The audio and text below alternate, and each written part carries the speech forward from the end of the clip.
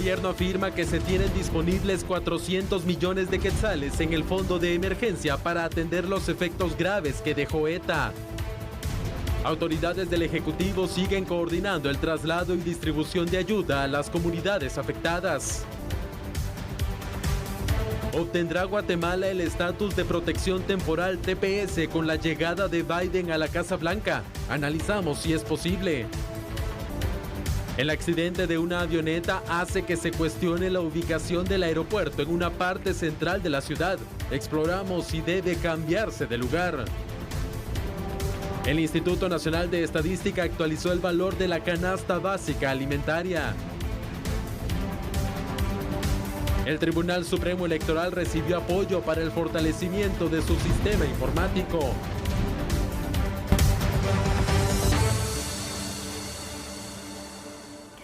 Buenas noches, sea bienvenido a este programa, su programa, El Análisis de la Noticia. Como siempre, un honor informarles junto a Julio Talamonti. ¿Cómo estás, Julio? Buen inicio de semana. Gracias, buen inicio de semana para ti, Sandy, y buen inicio de semana para usted. Hoy ya 9 de noviembre, lunes, pues con todo el ánimo y la fuerza. Y vamos a empezar con los análisis, porque sabes que el gobierno ha dicho que sí cuenta con fondos disponibles para atender la emergencia de ETA. Pero esto creo que merece que lo analicemos. Por supuesto, así que iniciemos y antes le mostraremos los siguientes datos.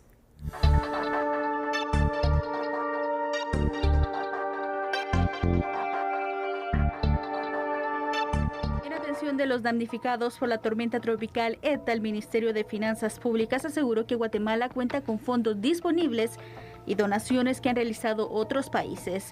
Esto para afrontar la primera etapa de la catástrofe. Yo creo que lo más importante es evidenciar que sí tenemos recursos ahorita disponibles para poder atender la catástrofe, porque realmente es una catástrofe. Tenemos un fondo de emergencia de 400 millones de quetzales. Tenemos donaciones ya en especie, en alimentos, por ejemplo, El Salvador, el mismo gobierno de Estados Unidos que nos dio $120,000 más son unas aeronaves. Taiwán nos dio una cantidad similar. Entonces se va a hacer un llamamiento internacional que va a ser publicado ahora, diría, si no es hoy, va a ser mañana. Entonces, fuera de eso, tenemos $20 millones de un préstamo del BID que también podríamos redireccionar. El paso de la tormenta tropical ETA dejó serios daños estructurales, además de incrementar la necesidad de las personas que ahora están damnificadas, por lo que las autoridades prevén realizar de última hora una readecuación del presupuesto 2021 destinado para la reactivación para fortalecer algunos ministerios. Esos cambios no los hacemos nosotros, ya el Ejecutivo ya entregó el presupuesto a la Comisión de Finanzas, pero podríamos nosotros plantear a la Comisión de Finanzas que analice, por ejemplo, dejar algunos recursos que están en el capítulo de reactivación económica y social para poder reconstruir parte de la infraestructura que está dañada. Sí, yo le diría que el Ministerio de Comunicaciones, de Agricultura, claramente, y el de Desarrollo Social, ya que es necesario pues seguir llevando alimentos. En el caso del Ministerio de Agricultura se perdieron cosechas completas, tenemos que apoyar nosotros a los agricultores a que puedan reconstruir sus cultivos, y los daños pues que son, diríamos así, los más cuantiosos, que no solo es reponerlos, sino son las rutas que comunican a los diferentes sectores para que puedan vender su producto, lo tenemos que manejar a través del Ministerio de Comunicaciones.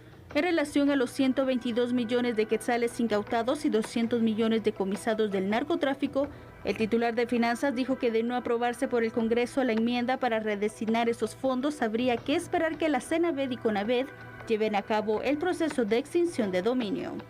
Bueno, ¿le parece a usted si hacemos el análisis de este importante tema? Porque definitivamente lo económico y lo que hemos hablado aquí en A la Medida sobre la atención de emergencias vale la pena. Veamos los datos, por favor. Gracias, producción. Son ustedes muy amables. Y empecemos con el análisis de esto, Sandy. A ver, el ministro de Finanzas Públicas, usted lo acaba de escuchar, aseveró que el gobierno cuenta con un fondo de 400 millones de quetzales para la atención de la emergencia provocada por ETA. Bueno, eso es lo que nos dijo. A su vez, nos indicó, para hacer una recapitulación, que están pensando renegociar con el BID un préstamo de 150 millones de quetzales que pueden utilizarse 20 millones de estos en la recuperación de la red vial. Este supuesto parece bastante difícil. ¿Por qué, Sandy? Porque el BID suele ser muy rígido en sus procesos y en lo relativo a la ejecución de los préstamos que otorga al país y que ya están destinados para cierta situación. También afirmó el ministro de Finanzas que esperan contar con $750,000 adicionales provenientes de donaciones de, entre comillas, agencias de cooperación internacional, países amigos y probablemente también de algunos bancos que otorgan préstamos, lo cual es poco claro y entendible en ese sentido. Así es, Julio. Y vamos con el tema de los préstamos, porque esa podría ser una de las opciones que se podrían tomar. Se ha pensado o se ha incluso propuesto que por medio del BID se obtenga un préstamo que vaya específicamente para el tema de la recuperación de la red vial, porque sí, sabemos que también la red vial pues quedó bastante dañada con esta situación, y pues buscar el apoyo para continuar con la recuperación de las áreas afectadas. Pero el BID también tiene ciertos requisitos y ciertos procedimientos, Julio. Y nos endeuda realmente a nosotros, a nuestros hijos y a nuestros nietos, que eso es lo terrible, ¿verdad? A ver, yo no digo que no se necesite dinero. De hecho, dice el gobierno, en este caso a través del señor ministro de Finanzas Públicas, que tienen a disposición 400 millones de quetzales para la emergencia. Pero haciendo los cálculos reales, el mismo gobierno dice que necesita alrededor de 4.500 millones de quetzales. O sea, hay una brecha 10 veces mayor a lo que se posee. Y entonces es ahí donde volvemos al tema. Probablemente en este año solo se puedan disponer de esos 400 millones, pero si tuviéramos un fondo que viene año con 400, más 400, más 400, sería distinto. Y otra cosa que yo me pregunto es, realmente, ¿tú crees que el Banco Interamericano de Desarrollo pueda permitir el que se cambie el destino de un préstamo ya firmado y ya aprobado, aunque vea las necesidades derivadas de ETA para la red vial? Yo eso sinceramente lo dudo. Con los años que trabajé para la cooperación internacional, eso no es tan fácil. Exactamente. Es un punto complicado, Julio. Y aparte de ello, entiendo que tú nos aclararás que esta solicitud de este préstamo también tiene que pasar por el Congreso. Sí, sí, y esto no es rápido, Sandy, obviamente, porque para la aprobación de un presupuesto, fíjate, quiero decir de un préstamo que otorga el BID pide en contraposición que haya fondos de contrapartida nacional. ¿Qué significa fondos de contrapartida nacional? Que si, por ejemplo, ellos están prestando 30 millones de dólares, pues el Estado de Guatemala apoye con 5 millones de dólares. Es así como esto funciona. En lo que esto se logra aprobar, consensuar, y ya tenemos pocos días para el 30 de noviembre, y que quede estipulado dentro del presupuesto de ingresos y egresos del Estado, yo lo veo en este momento absolutamente complicado. Así el panorama, pero hay otros datos, Julio, que quisiera que tú nos pudieras ampliar, por favor, para continuar con este análisis. Claro que sí, Sandy, con mucho gusto. Es importante entender que Guatemala sigue siendo tan vulnerable a todo tipo de desastres naturales y por ello debe constituirse en un estado preventivo. Aquí ya lo hemos dicho y hoy lo reiteramos. Esto significa contar con los fondos, el sistema y los mecanismos necesarios para hacer frente, pero con el propio dinero, el presupuesto del Estado destinado a este tipo de catástrofes. Si bien es cierto, los daños de la red vial, como tú lo mencionaste, Sandy, a la infraestructura, a la vivienda, pueden en este momento ser muy grandes, no debemos pensar siempre en resolverlos por medio de préstamos, que es endeudar nuestro futuro. ETA, la pandemia del COVID-19, las sequías en el corredor seco y las inundaciones, entre otros, nos hacen ver que no podemos seguir respondiendo reactivamente a este tipo de emergencias, pues llegará un punto en que no podamos hacerlo, ya ni siquiera con los préstamos, porque vamos a estar tan endeudados que nadie va a querer facilitarnos dinero. Complicado el panorama, pero lo que sí es cierto es que hay necesidad, Julio, de sacar fondos para poder recuperar carreteras, comunidades, muchas personas que están en este momento con tanta necesidad y que necesitan, valga la redundancia, esta mano amiga, esta ayuda y esa respuesta también del gobierno central, Julio.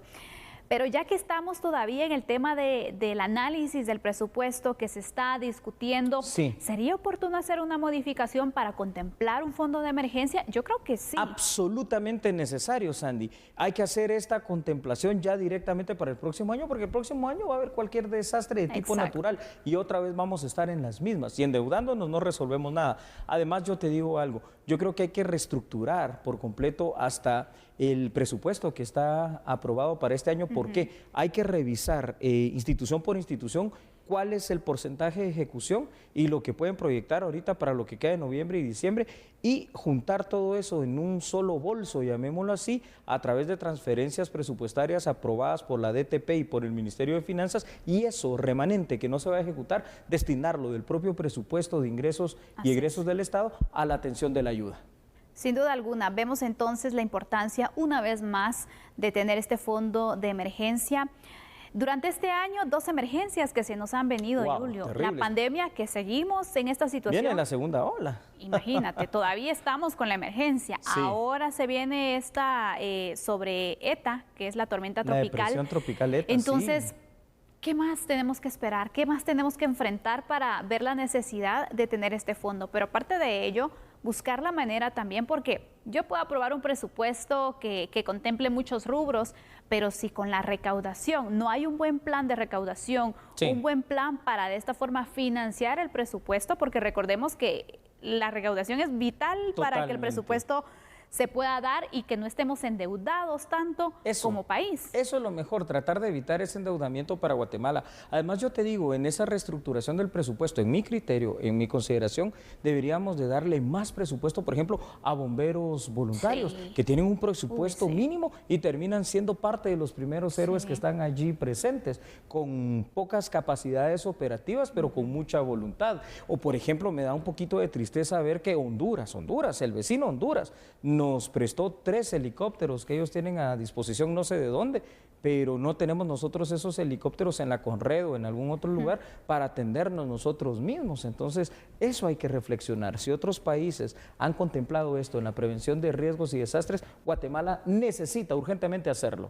Sin duda alguna, ojalá que sea parte del análisis que en este caso el Congreso pueda evaluarlo, pero también el Ministerio de Finanzas, por medio de la SAT, establezca un plan de recaudación, que se busque la manera de incrementar la cantidad de contribuyentes, que se busque la manera también de llevar una conciliación con las personas que tienen mucho tiempo de no pagar los impuestos, Julio, porque ese es un dinero que se ha perdido y que el Estado debe recuperar. A ver, mi propuesta en este tema tan importante que tú hablas es el siguiente. Primero, hacer una amnistía fiscal para que todos aquellos que no han pagado, bueno, empiecen con borrón y cuenta nueva, pero se pueda aumentar la base fiscal. Luego, hacer realmente un conteo de todas las empresas constituidas para el aumento también de esa base fiscal. Y, pues, por último, también sancionar a quienes no pagan en lo individual y como empresas, a efecto de que se pueda también tener ese poder coercitivo. Terminamos este tema aquí con esta sugerencia, Sandy. Así es, vamos a hacer una pausa, pero cuando regresemos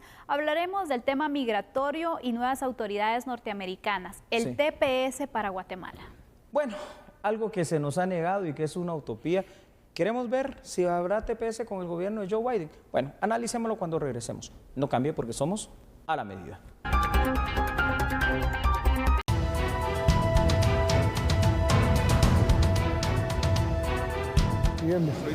De hecho, Cancillería recibió la instrucción el viernes de la semana pasada de que analizáramos en vista de la magnitud de este fenómeno, el que se pidiera un TPS para los guatemaltecos allá de manera que podamos, con sus trabajos, con sus remesas, poder recuperar más rápido a familias que de otra manera costaría más. Ya se está analizando, Cancillería en el transcurso de esta semana mandará la papelería al embajador nuestro en Washington, quien hará la solicitud al gobierno de Estados Unidos. Sandy, antes de mostrar los datos que hemos preparado, yo te digo, qué bueno, ¿no?, que se mandó a solicitar el TPS. Deseable definitivamente, pero en mi consideración improbable. Y por eso quiero que veamos los siguientes datos, si me lo permites. Por supuesto, adelante, entonces iniciemos con el análisis. Muchísimas gracias, gracias a Producción de la Medida, ahí los tiene usted. Y es que el TPS, conocido por sus siglas en inglés y traducido al español como el Estatus de Protección Temporal para los Migrantes Guatemaltecos, ha sido negado a lo largo de los años, tanto por los gobiernos demócratas como por los gobiernos republicanos. Partamos de esa base. Por ello, ante la llegada del presidente demócrata electo Joe Biden, aunque existe la esperanza y existe la expectativa, la realidad indica que será muy difícil que el TPS se le otorgue a nuestro país. Sin embargo, a pesar de ellos, los miembros de la AmCham y obviamente también el gobierno central se muestran positivos ante la posibilidad de que Biden otorguen precisamente un TPS para los países del Triángulo Norte Centroamericano y de Venezuela. Al revisar en la página oficial de Joe Biden sus promesas de campaña en cuanto a Centroamérica, Biden apuntala a la lucha contra la corrupción, al apoyo técnico al sector justicia, a la inversión norteamericana en estos nuestros 3 países del Triángulo Norte. Y habla del TPS, sí, pero para el caso venezolano. Por eso te digo, deseable, pero a este punto, salvo que algo cambie dramáticamente, muy improbable. Pero vemos entonces, Julio, que esta solicitud se va a enviar inmediatamente por la emergencia que ha ocurrido con ETA. Entonces todavía hay chance de que el gobierno de Donald Trump lo pueda conocer y también va a pasar entonces, ¿quién lo va a otorgar? ¿Los republicanos o los demócratas? ¿O ninguno? Nos pasa como siempre. Sí, mira, inclusive cuando han habido gobiernos demócratas, llamémosle así, aparentemente más abiertos a ciertos temas de derechos humanos. Hablemos del gobierno del presidente Barack Obama, demócrata durante su gobierno de 8 años, 2 periodos. Pues contrario a brindar un TPS, este TPS siempre se negó, a pesar de que hubo catástrofes también durante ese tiempo. Y al contrario de lo que pensamos de los gobiernos demócratas, durante el gobierno del presidente Barack Obama mismo, fue cuando se tuvo la mayor cantidad de deportados retornados hacia, bueno, migrantes retornados hacia Guatemala. Pues entonces vemos que la política demócrata con relación a nuestros migrantes tampoco es que sea tan beneficiosa en ese sentido. Exacto, y entonces cuando vemos las esperanzas que se pueden tener para el siguiente año, ya con Joe Biden al frente de la Casa Blanca, hay cierta expectativa, Julio, y cierta esperanza de que el tema migratorio pues pueda ser un poco más de agenda, al menos comparado con los gobiernos obviamente demócratas. Correcto. Porque pues la compañera de fórmula de Joe Biden, Kamala también por el tema también que viene de padres migrantes, podría balancear un poco la situación. Pero no sé entonces qué tanta prioridad se le puede dar a estos temas y qué tantos beneficios podríamos lograr. ¿Que hay justificación para tener un TPS? Totalmente. Sí lo hay, pero ¿hay voluntad? Pero fíjate que eso es lo que yo digo, porque en su momento a Estados Unidos ofreció hace ya muchos años atrás TPS para varios países centroamericanos. Nicaragua no lo dudó y contaba con TPS. El Salvador no lo dudó y también contaba con TPS. Ahora, el gobierno precisamente republicano de Donald Trump quitó ese beneficio, pero cuando Guatemala tenía la oportunidad de que también tuviésemos el TPS, el presidente de turno dijo no. Y entonces ahí creo yo que perdimos diplomáticamente la batalla por el TPS, lo cual ha hecho cuesta arriba obtenerlo. Esperemos que ya sea Donald Trump, por alguna razón que no podemos entender, dadas sus políticas contra los migrantes centroamericanos, o en todo caso la esperanza, ¿verdad?, que marcan con Joe Biden como presidente demócrata, pues pueda traducirse en esto. Pero repito, si usted revisa las promesas de campaña en la página oficial de Joe Biden, ofrece un TPS sí, pero única y exclusivamente para Venezuela. Así es. Hay muchas dificultades, Julio, para tener un TPS como país. Yo quisiera que tú nos pudieras ampliar algunos datos, porque este tema, la verdad, que llama mucho la atención. Hay mucha gente con la esperanza, pero también está cuesta arriba, como tú lo indicas. Con mucho gusto, Sandy. Entonces vamos a pedirle a nuestra extraordinaria producción, y ahí lo tienen precisamente. A ver, a las dificultades, como tú has hablado, para obtener el TPS, hay que analizar lo siguiente. El Senado norteamericano aún no se ha definido completamente. Si lo dominaran los demócratas, si lo van a dominar los demócratas de Biden o los republicanos de Donald Trump. En caso se cumpla lo previsto, ¿y qué es lo previsto? Es decir, que el partido republicano obtenga la mayoría en el Senado, menos se tendría la posibilidad de una aprobación para Guatemala de un estatus de protección temporal. Ya esto nos lo ha demostrado la historia. En caso sea el partido demócrata de Biden quien gane el Senado, si existe un empate en cuanto a senadores de un bando y del otro, la ley estadounidense brinda precisamente lo que tú decías, el voto de desempate a la vicepresidenta, en este caso electa, Kamala Harris, y habrá que ver cuál es el comportamiento de ella en este tema. Además, hay que ver y analizar el hecho que en el 2019 el Senado republicano bloqueó el posible TPS que había sido solicitado por Venezuela, lo cual hace previsible pues lo que ha pasado durante años, una improbación para el TPS hacia Guatemala. Sin embargo, aunque pase algo que no entendamos en este momento, esperamos que se brinde, ¿no? Ojalá que sí.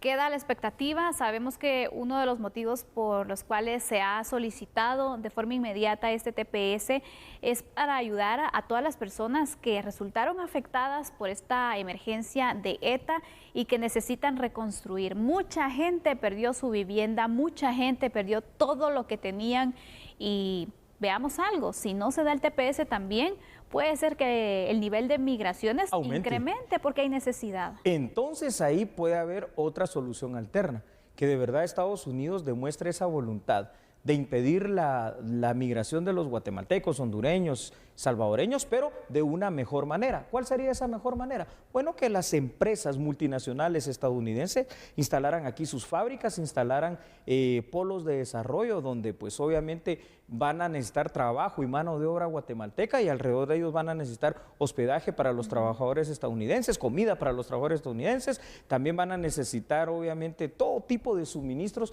para estadounidenses y guatemaltecos que ahí trabajen. Esa sería una mejor forma de frenar de una manera inteligente pues esa migración, pero por el momento, sinceramente, eso no lo hemos visto tampoco.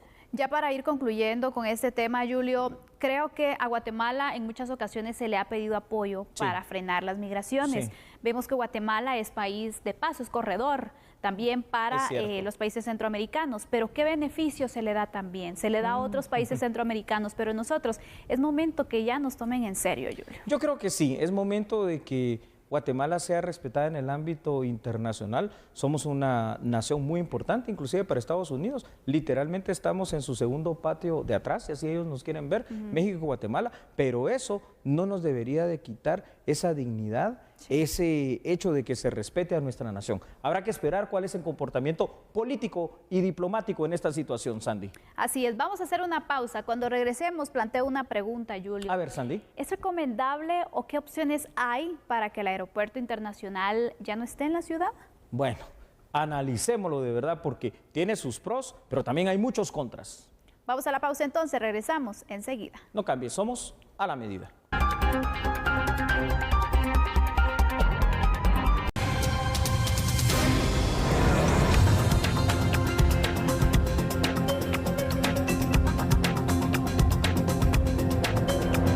Y muchísimas gracias por continuar en sintonía de su programa de análisis de TN23 a la medida. A ver, una pregunta muy importante, Sandy. ¿Debemos de sacar el Aeropuerto Internacional La Aurora de la ciudad? ¿Qué piensas tú? La verdad es que hay muchos puntos que analizar, Julio. Algunos pensarán que es una locura porque hay más accesibilidad, si lo quieres ver de esta forma. Sí. Pero la pregunta se plantea por distintos accidentes aéreos que han ocurrido también. Incluyendo el lamentable accidente de la avioneta del día de ayer, donde sus dos tripulantes fallecen por una acción humanitaria de ir a dejar ayuda precisamente de carácter humanitario a víctimas de la tormenta ETA. Entonces, ¿te parece si vemos unos datos con la ayuda de nuestra producción, por favor, para que usted pueda analizarlos junto a nosotros? Escuche lo siguiente y, por favor, hagamos juntos este análisis. En el mundo aún existen muchas ciudades, Sandy, que mantienen sus aeropuertos dentro del corazón de su jurisdicción, es decir, adentro de la ciudad. Sin embargo, en el caso de Guatemala, es absolutamente necesario evaluar la conveniencia de trasladar nuestro aeropuerto internacional La Aurora hacia el interior de la República, ya sea al oriente, sea al sur, en Escuintla, a donde sea. Una de las opciones, precisamente, que anteriormente se ha mencionado mucho, es el poder trasladarlo al departamento de Escuintla por motivos de seguridad en la ciudad capital. Recordemos que este domingo, como lo decíamos hace un momento, se dio un lamentable suceso en cuanto a un accidente en la zona 9. Una avioneta que de haberse dado en un día hábil lleno de personas, de tránsito y de gente, pudo haber sido de una mayor fatalidad y haber costado la vida de muchísimos más. Lamentablemente, pues ahí fallecieron 2 personas y eso también se lamenta muchísimo, ¿no? Así es, Julio, por eso se plantea entonces esta interrogante, esta propuesta. Hay que ver también y hacer números, porque sabemos que todo proyecto necesita una inversión económica y no digamos un aeropuerto internacional, Julio. Mira, Sandy, esto otra vez volvemos al tema del presupuesto. Es que aquí es donde tenemos que pensar de una manera distinta, creo yo, en el tema presupuestario. ¿Necesitamos otro gran hospital nacional? ¿Al menos uno? Sí. ¿Necesitamos mejorar las escuelas, sobre todo en el interior de la República? Sí. ¿Necesitamos cambiar y construir 1 o 2 cárceles de verdadera máxima seguridad? Sí. Y si hablamos de un megaproyecto, porque este ya es un megaproyecto, precisamente el construir otro aeropuerto internacional, aquí hablamos de miles de millones de quetzales, o mejor lo contabilizamos en millones de dólares. La pregunta es otra vez la que tú decías, ¿este dinero de dónde sale? ¿Por qué? Porque el Estado de Guatemala no contempla este tipo de mega obras de infraestructura. ¿Y qué hay de la posibilidad, Julio, de estas alianzas público-privadas? Wow, excelente pregunta, Sandy. Las alianzas público-privadas permitirían muchas cosas. ¿Qué permitirían? Por ejemplo, en el tema de las carreteras, tener carreteras en óptimas condiciones, autopistas, digámoslo así. Claro, hay que pagar un peaje, pero yo creo que tanto tú como los televidentes y obviamente tu servidor preferiríamos pagar un peaje por una buena carretera que nos permita trasladarnos con seguridad y no estar pinchando llantas en cada hoyo. O arriesgar la vida incluso. Arriesgando, como tú dices perfectamente, Sandy, la vida. Obviamente esto pasa en otros países y la gente paga con gusto eso. La gran cuestión que yo me planteo aquí es que existe desde hace años la ANADIE, que ha hecho precisamente varias propuestas al Congreso de la República, a la 8ª legislatura, a la 7ª legislatura y ahora se vuelve con la 9ª legislatura, por ejemplo, en la ampliación de la autopista hasta Puerto Quetzal, pero ninguna de estas legislaturas ha prestado atención y no se ha aprobado al momento un solo proyecto de alianza público-privada. Sería oportuno evaluar esta posibilidad, Julio, porque si permitiría entonces tener temas tan importantes como este en mejores condiciones, valdría la pena evaluarlo, hacer las revisiones correspondientes y ver entonces qué tan conveniente es para el país, porque también qué implicaría para el Estado o para nosotros esta alianza. Esa alianza público-privada obviamente lo que implicaría es la concesión de ciertos años, pueden ser 20, 30, hasta 50 años, digamos, de esa obra. Por ejemplo, el aeropuerto, de una autopista, donde hay que saber negociar también, ¿verdad, Sandy? Porque no significa que todo lo que entre por el peaje o por lo que se utilice en el aeropuerto va a ser para la empresa internacional o transnacional que lo construya. No, un porcentaje para ellos y otro buen porcentaje para el Estado de Guatemala. Y el compromiso que después de cierto tiempo esto va pasando poco a poco hasta que sea completamente del Estado guatemalteco. Pero es que si no lo hacemos así, yo no veo otra forma en que podamos hacer algo. Porque sabes una cosa, y escuche usted esto, Jorge Ubico empezó a gobernar Guatemala el 14 de febrero de 1931 y fue obviamente derrocado el 20 de octubre de 1944. El presidente que mayor número de infraestructura construyó. La carretera al Atlántico la construyó, por ejemplo, el presidente Arbenz. Pero después de eso, pare usted de contar en cuanto a varias obras de infraestructura de ese nivel y de esa dimensión. Megaproyectos. Megaproyectos. ¿Qué pasa entonces? Un punto económico es el que se toma en consideración, Julio, por eso creo que es importante evaluar estas posibilidades y alternativas que se tienen, pero quisiera que nos pudieras ejemplificar más con datos. Con mucho gusto, Sandy, vamos a pedir entonces el apoyo de nuestra producción. Vea usted los datos que están a mi espalda. Por favor, escuche. Sin embargo, hay puntos que también se deben considerar, por ejemplo, el tema económico. La primera pregunta es lógica, ¿no cuenta el Estado de Guatemala con el dinero para la construcción de otro aeropuerto? ¿O por lo menos está planificado dentro del presupuesto? La respuesta es fácil, no. Por el contrario, este posible traslado hacia cualquier punto del país significaría para los guatemaltecos más endeudamiento a través de préstamos. No me parece tampoco la mejor opción. También hay que tomar en consideración que los 4 puntos de acceso a la ciudad capital se encuentran colapsados, lo cual podría significar un problema para los visitantes que al entrar por la carretera al Atlántico, la carretera al Jocotillo, llamada carretera al Salvador, la CA9 que viene de la antigua, de San Lucas, de todo el occidente, y la que viene del sur, allá a través de Villanueva, puede ser un colapso total. Una solución híbrida puede ser que actualmente impulsa el gobierno de Guatemala. Los vuelos de pasajeros que sigan aterrizando en el Aeropuerto Internacional La Aurora y los vuelos de carga que se desvíen a un aeropuerto que se ha habilitado precisamente en Escuintla. No es la solución total, pero por lo menos ya no todos los vuelos llegarían aquí a la ciudad de Guatemala. Mira, el desarrollo urbano en la ciudad de Guatemala no puede extenderse en más edificios y edificios más altos, simple y sencillamente porque el aeropuerto está en medio de la ciudad. Es momento también, Julio, hablábamos entonces de las políticas de prevención, pero un poco también de esas políticas y planes de inversión, porque es necesario, ya lo explicabas tú, cómo es que durante estos gobiernos se venían entonces estableciendo estos megaproyectos. Hay que ver la forma también de buscar alianzas, apoyo, ver la manera también de generar esos ingresos, porque la inversión es muy importante. Yo creo que a este punto nuestro país ya lo necesita, hay temas que son urgentes, este podría ser uno de ellos y tantos. Ya nos explicabas, los hospitales, las cárceles, Totalmente. En fin, hay mucho en qué invertir. Solo ya para finalizar, no puede ser que el último gran megaproyecto, al hacer una investigación, termine siendo lo que el alcalde que mataron, por cierto, Manuel Colom Argueta, hizo, que es el periférico de la ciudad capital. ¿Y si no lo hubiera hecho? 1970, por cierto, para esto. Bueno, con esto vamos a concluir el análisis, haremos una pausa y regresamos con otras noticias. Así es, no cambie porque somos a la medida.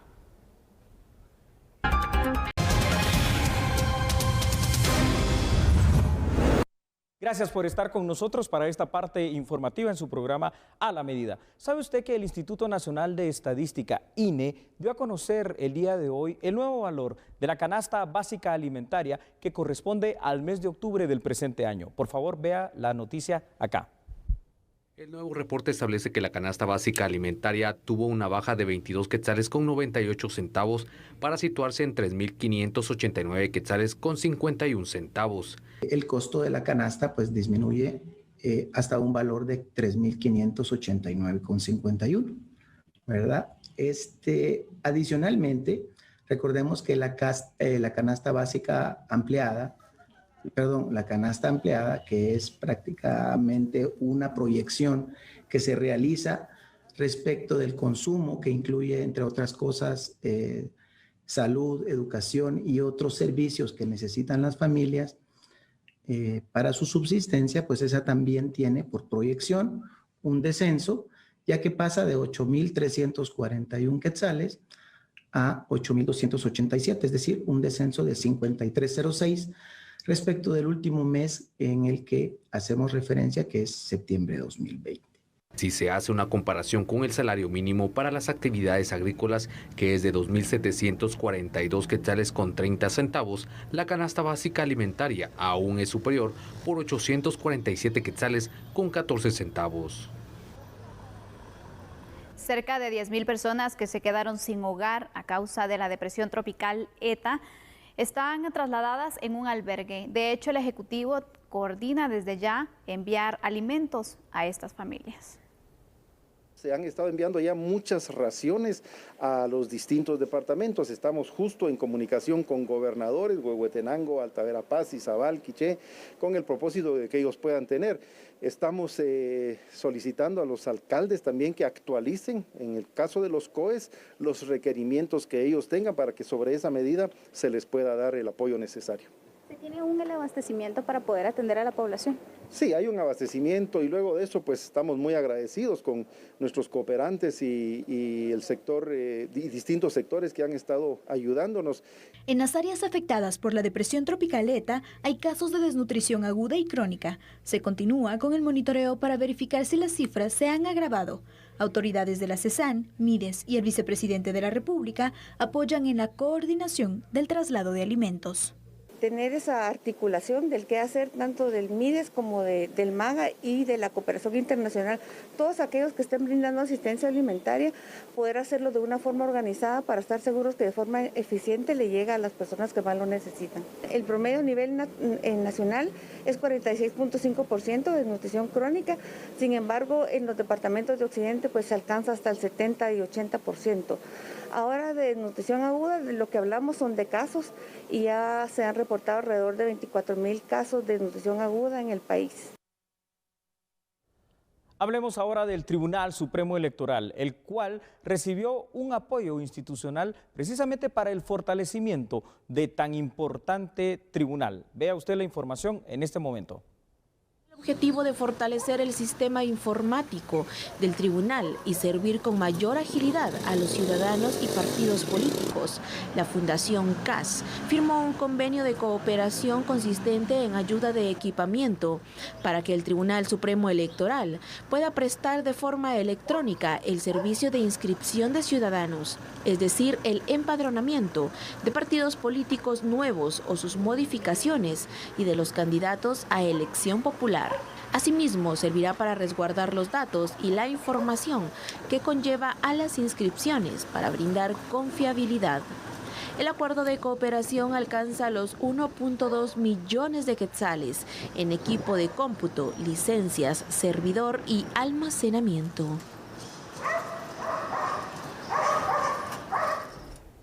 Muchas gracias por sintonizarnos. Lo esperamos mañana a las 9 de la noche. Que descanse. Así es. Chao. Gracias.